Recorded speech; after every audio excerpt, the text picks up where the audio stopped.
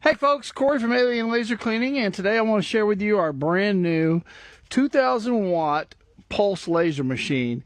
We've built it different. It's the biggest machine in the United States for industrial laser cleaning, and we're proud to present it to you. I want to show you a couple of things that we've made some changes on this case, and what I mean by that is this is the biggest case to date. Okay, most of you guys are familiar with our 2000 watt CW machine, and it is about, it's about 48 inches tall and then about 38 inches wide, okay? But I want you to pay attention to what's happening right here, because this is the #1 complaint that not only our machines, but other machines out there on the market. The clearance to work on this thing is basically 5 feet, or 5 inches, sorry. 5 inches. And you can't get your hands in there to do repairs and stuff. Now, there is an access panel on top, but it's still extremely hard to do it. So what I want to do is I want to show you the difference in the clearance. We've also changed some components. So the clearance here, 7 inches, right? That 2-inch difference might not seem like a lot, but when you got your hands in here and you're trying to work on stuff, it's a huge difference. Huge difference. And anybody that has a laser machine will back me up on this. So a couple of things that we've changed, as well as the height difference and being able to get your hands in here and check things, is my biggest pet peeve is when these machines are being shipped, these little wires used to come loose a lot. So we would have to use hot glue to keep everything in place. And it was just a pain in the butt, because if something came loose or you had to change a component, you had to cut the hot glue out, because they were notorious for the little tiny screws coming loose, especially during shipping. So we've upgraded the components to make it to where it's a snap and lock system that you're seeing right here. Everything's labeled. Obviously, this is 24 volt power. This is neutral and lines. It doesn't need any more hot glue, because it's snap and lock system, right? Everything's nice and clean, and you can tell exactly what it is. Same thing on the other side as well. You can see that we have our air compressor in there. We're the only ones that actually mass produce these with onboard air. Most people have to drag a air compressor with them. A couple of things I want to show you. This laser, in comparison, it's massive. It is huge compared to all the other components. This is a JBT 2000 watt laser. The actual chiller is bigger too. If you do a comparison, this is a 2000 watt CW, and it's a little bitty chiller. But if you look here, we'll come on this side, it's huge, right?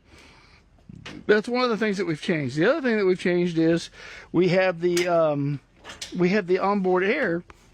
But a lot of people are complaining about the even if you don't have an onboard air compressor, they'd be putting air in, and it would be wet air, and so their safety lens would get damaged from the stuff.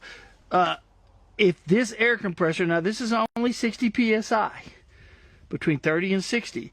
So we thought, okay, well, what if they need something stronger? So what we did was we added an air port. Okay, well, Corey, this always runs, so how do you stop it if you got air coming here and here? Well, we've added a one-way valve right here, and then we've added a joiner right here. So even when your air is coming in, it's a one-way valve, and then it just connects to the air that's blowing through the compressor. And then of course we have a switch right here, so when you pull the trigger on the wand, this activates. Okay, so we're the only ones that have thought of that. We're the only ones that have it on our machine. So now let me share this with you. This is the first of its kind 2000 watt pulse wand. Okay, it's made by ZBTK, but we've made them do a couple of changes for us. Everyone's kind of sort of familiar with the dial where you can touch it and change it. I have another video on that. The biggest problem with this is when people are working with it in their cleaning, they have a tendency to put their hand there, and as soon as you touch that or you put your hand there, it changes the settings. So what we've done is we've had them add a guard to it. Right there, there's a guard, so you can't accidentally change the settings. You physically have to grab it and turn it and push it. And so that's what we've done with that. There's some other components as far as the air is concerned, but one of the biggest problems that ZBTK has, and why I haven't liked them, is previously, in order to change the safety lens, you would have to take this whole mechanism off. But now we fix it to where all you have to do is take this little cap off, this little screw in the middle off, the ring off, and then your safety lens comes out. Simple, simple, simple. We've also made it to where these come in a 245 millimeter, a 500 millimeter, and a 700 millimeter, respectively, for your cleaning distance. So we've made it really simple to change that out as well. So there'll be other videos on all the stuff happening with this 2000 watt laser, but this is just a brief walkthrough on the changes. I think it's a far superior machine than what anybody else has out there. If you have any questions, oh, by the way, this is a 380 volt system. It's a three-phase system. You know, like, but Corey, we're mobile.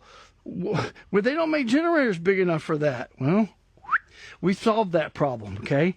We had them specially build a transformer for us, okay? Now, this machine weighs 600 pounds. I know it doesn't look like it, but that sucker's heavy. This weighs about 250, okay? We've made it to where we can plug in our gen set. Now, we have a 27,000 watt generator, okay, which is a single phase generator, okay? So you've got line in there, you've got your two hots and your ground. That's what single phase is. It transforms it into a 380 output, okay? And we have a monitor system that tells us we can change the frequency from 50 hertz to 60 hertz. We can control how much power we want to go out so that we don't overload the system.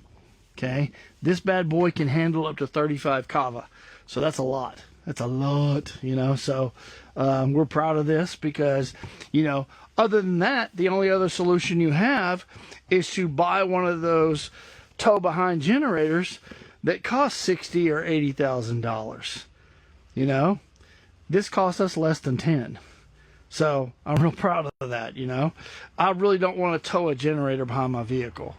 This solves that solution because we already have many generators that work for us. And so all we do is we plug in the generator to there, and it